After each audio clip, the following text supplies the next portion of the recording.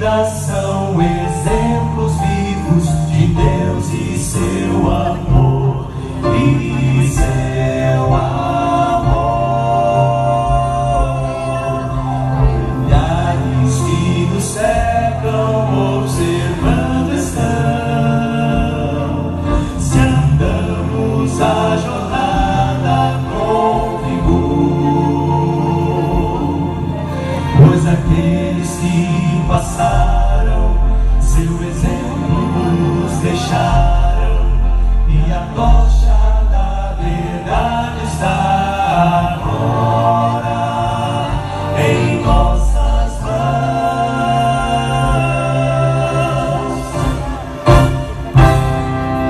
Possam todos que nos seguem ver Jesus em nós, brilha em nossa vida intensa como a luz,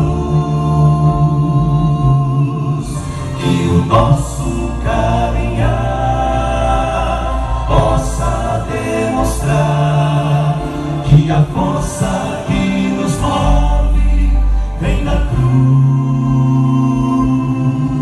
Possam todos que nos seguem